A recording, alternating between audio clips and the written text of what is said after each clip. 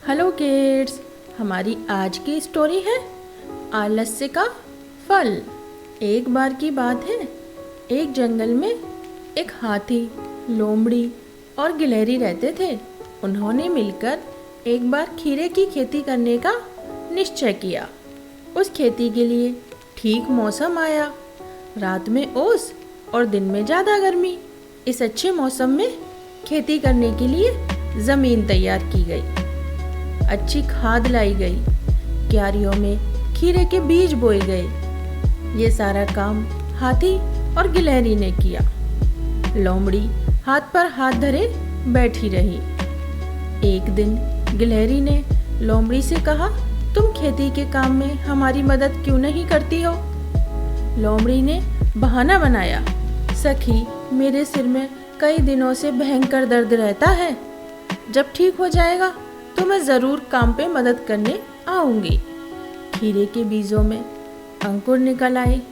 हाथी और गिलहरी रोज सिंचाई करते, पक्षियों से उनकी रक्षा करते, समय समय पर कीड़ों से उनकी रक्षा करते। पर लोमड़ी हमेशा ही खेती के काम करने से जी चुराती थी। कुछ समय बाद खीरे की बेल फलने फूलने लगी। उसमें बहुत सारे फूल निकल आए। हाथी और गिलहरी अच्छी फसल पाने के लिए खूब मेहनत करते थे। फैली हुई बेल से नीचे पत्ते भी बिछाए गए। एक दिन सुबह गिलहरी पानी भर रही थी। अचानक लोमड़ी उधर आ पहुंची और पूछने लगी, खेती कैसी है? अब तो फूल निकल आए होंगे। गिलहरी ने कहा, नहीं, अभी तक फूल नहीं आए हैं। कुछ दिन और बीत गए। खीरे काफी मोटे हो गए। हाथी और गिलहरी ने बेल से सारे खीरे तोड़ लिए और अपने अपने घर ले गए। कुछ दिनों बाद लोमड़ी को पता चला तो वह खेत में होती हुई आई। बेल से सारे खीरे तोड़े जा चुके थे। उसे अपनी मूर्खता का पता चल गया। वह निराश होकर घर लौटी। रास्ते में उसने देखा कि गिलहरी ने बहुत सारे खीरे पेड़ पर लटका दिए हैं। ये देखकर लोमड़ी के मुंह में पानी भर आया।